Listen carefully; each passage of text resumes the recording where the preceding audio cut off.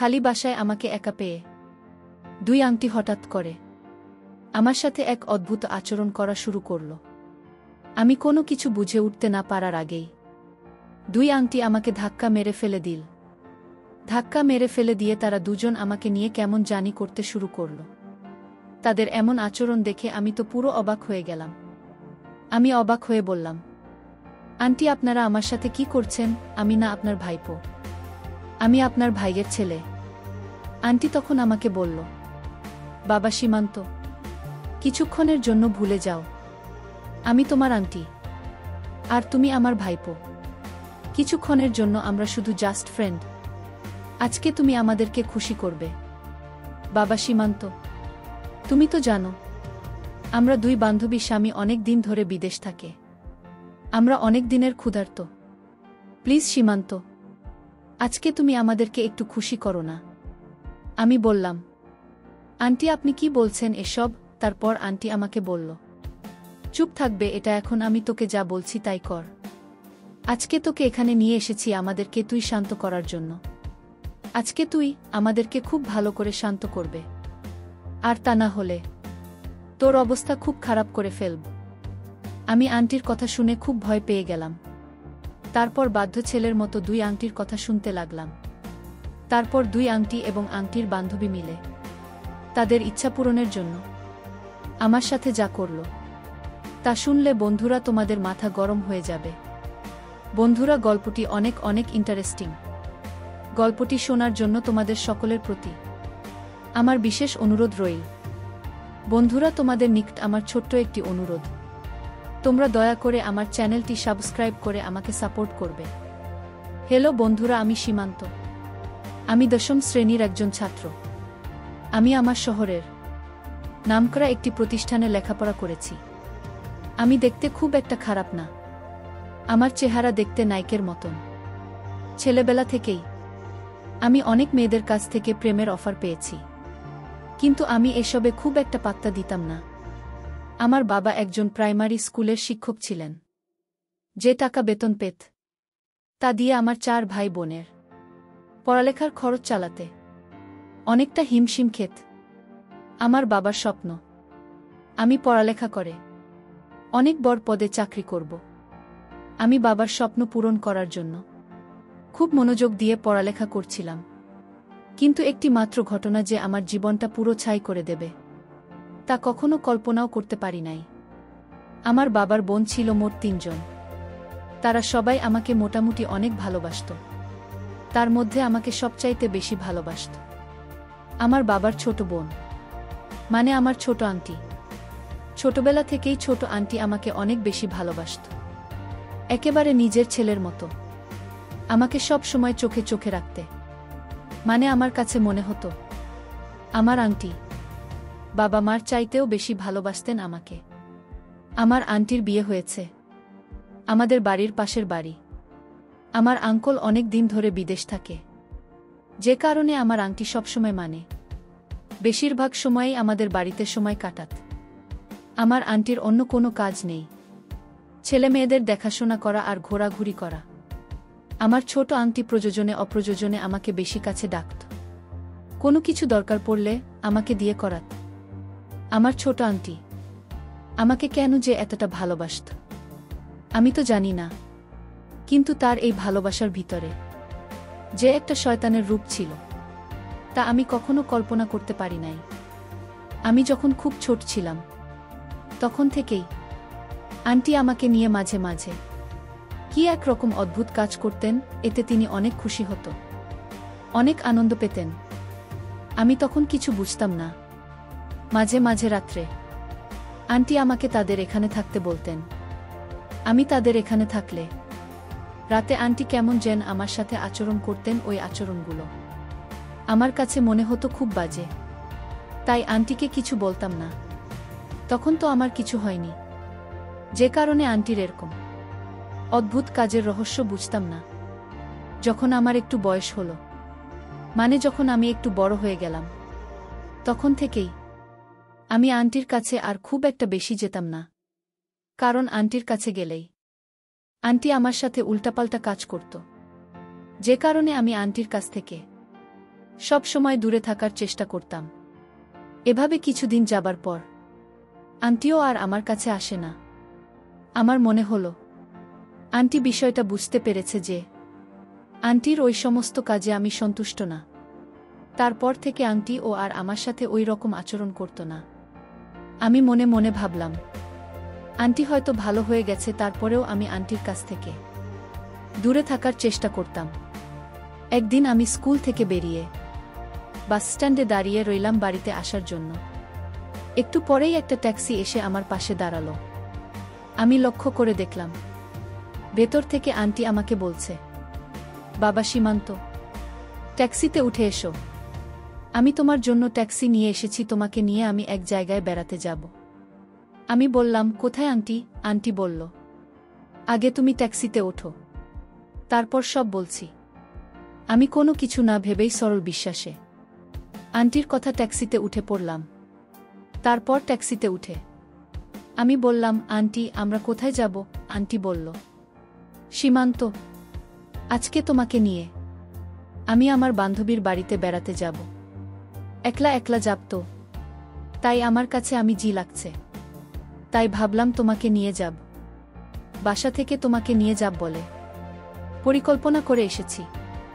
ভাগ্য ভালো তোমাকে স্টেশনে এসে পেয়ে গেলাম। তারপর আন্টি আমাকে বলল, সীমান্ত তুমি কি আমার সাথে বেড়াতে যেতে পেরে খুশি হওনি? আমি বললাম, না আন্টি সমস্যা নাই, আমি তোমার সাথে বেড়াতে যেতে পেরে অনেক খুশি, কারণ অনেক দিন ধরে কোথায় যাওয়া হয়নি।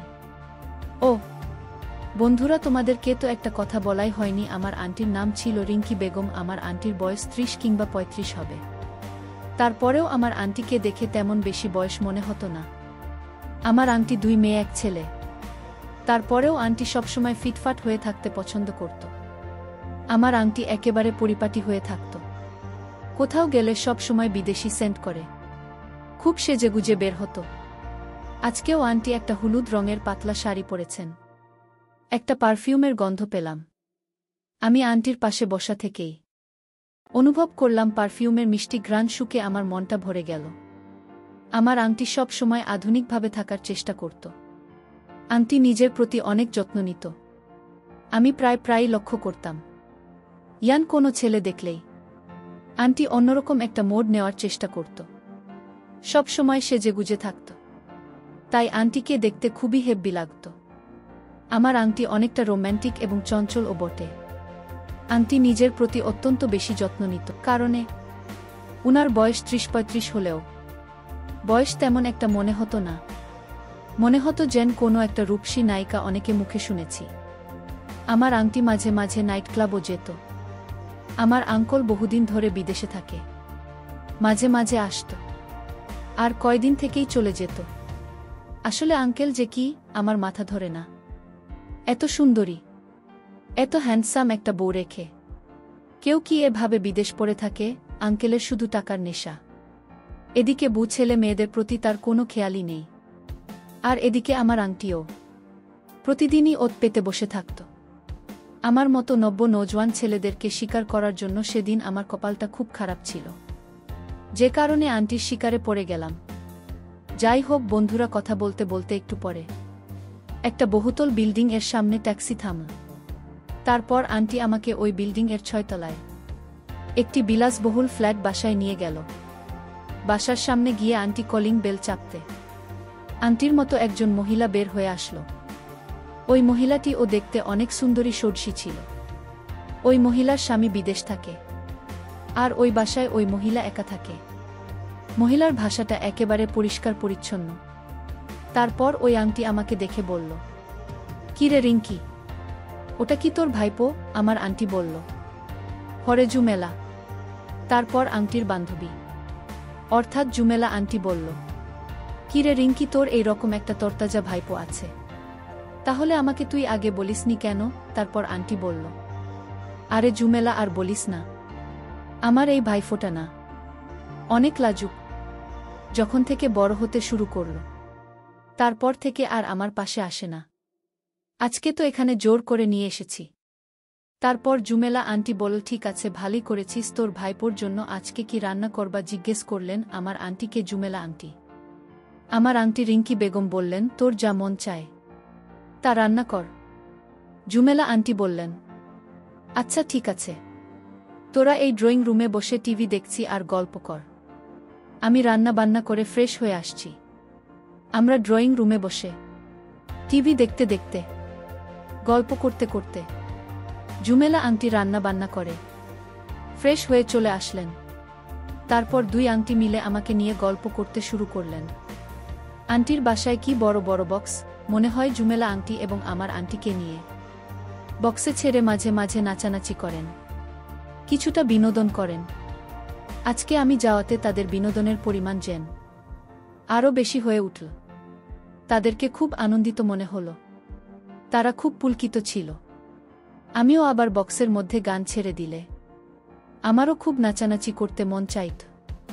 কিছুক্ষণ পর অ্যান্টি বক্সের মধ্যে গান ছেড়ে দিল, খুব উচ্চস্বরে ডিজে গান বাজাতে শুরু করল।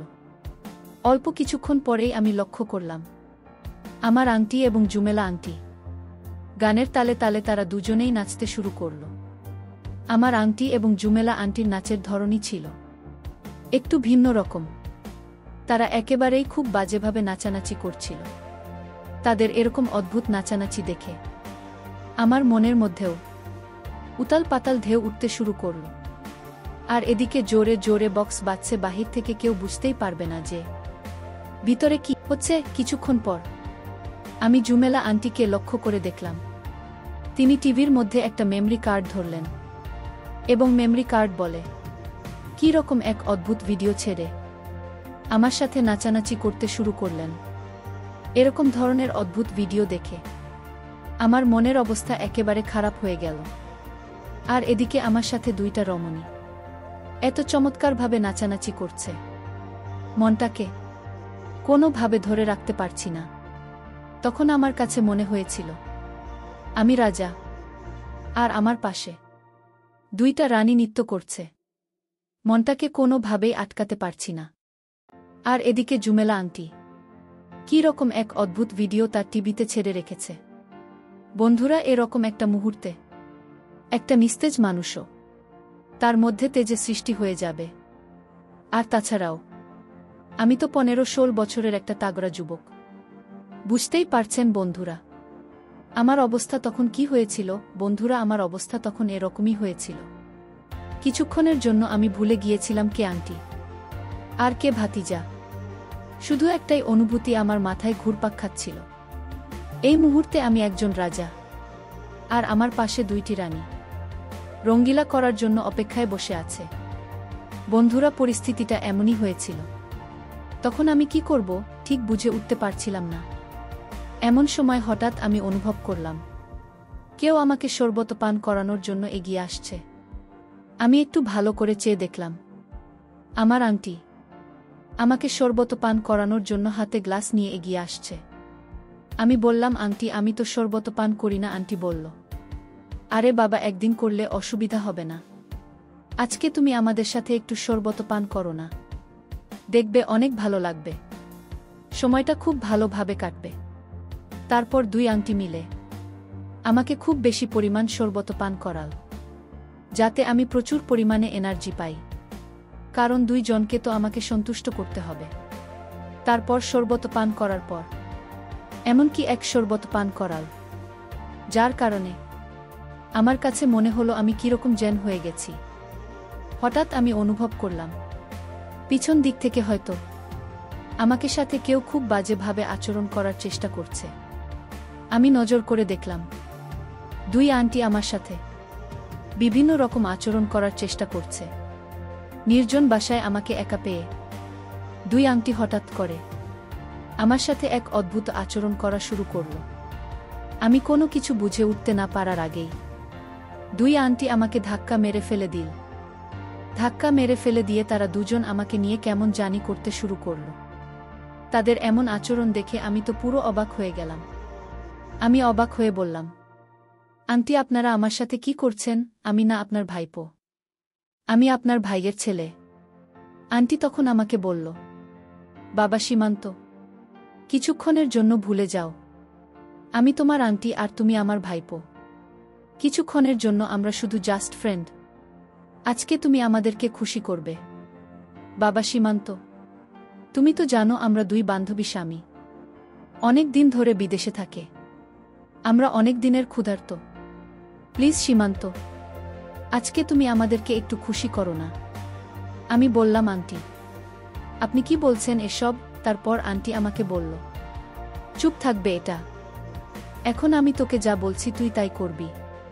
আজকে তোকে এখানে নিয়ে এসেছি আমাদেরকে তো একটু শান্ত করার জন্য। আজকে তুই আমাদেরকে খুব ভালো করে শান্ত করবে, আর তা না হলে তোর অবস্থা খুব খারাপ করে ফেলব। আমি আন্টির কথা শুনে অনেকটা ভয় পেয়ে গেলাম। তারপর বাধ্য ছেলের মতো দুই আংটির কথা শুনতে লাগলাম। তারপর বন্ধুরা আংটি এবং আংটির বান্ধবী মিলে আমাকে বিভিন্নভাবে উস্কানোর চেষ্টা করল। বন্ধুরা, আমিও তো একটা মানুষ, আমার তো কিছু কিছু না কিছুতে যাচ্ছে। তাদের এমন অবস্থা দেখে বন্ধুরা আমি আর নিজেকে ধরে রাখতে পারলাম না। শুরু করলাম তাদের সাথে এক অদম্য এলোপাতারি নেমন্তন্ন। এইভাবে তাদের সাথে আমি অনেকক্ষণ হওয়ার পর পাগলা হাওয়ার জোর থেমেছিল। তারপর থেকেই বন্ধুরা আমার আর তাদের মধ্যে নিয়মিত হতো। এরপর থেকে বন্ধুরা আমার আর পড়ায় খুব একটা মনোযোগ আসত না। আমি যেন কেমন হয়ে গেলাম। বন্ধুরা তারপর থেকে আমার নেশায় চলে গিয়েছিল। এদিকে বন্ধুরা জীবনটাই আমার ছন্নছাড়া হয়ে গেল। বন্ধুরা এখন আফসোস করি। জীবনের কিছু কিছু মুহূর্ত আসে, মানুষের এই মুহূর্তের কারণে মানুষের জীবনগুলো নষ্ট হয়ে যায়। আমার ঠিক তাই হয়েছিল। পরিশেষে আমি তোমাদেরকে বলব, বন্ধুরা তোমরা যারা এরকম ধরনের সমস্যার সম্মুখীন, অবশ্যই তোমরা সাবধানতা অবলম্বন করা উচিত। না হলে হয়তো আমার মতো তোমাদের জীবনেও এরকম করুণ পরিণতি হতে পারে। বন্ধুরা, আজকে এই পর্যন্তই। আবারও আসব তোমাদের মধ্যে নতুন কোনো গল্প নিয়ে। গল্পটি যদি তোমাদের ভালো লাগে তাহলে একটি লাইক দাও। আর প্রতিদিন এরকম ধরনের ইন্টারেস্টিং ভিডিও পেতে চাইলে তোমরা দয়া করে আমার চ্যানেলটিকে সাবস্ক্রাইব করো। অবশেষে তোমাদের সকলের সুস্বাস্থ্য কামনা করি। ভিডিওটি দেখার জন্য তোমাদের সকলকে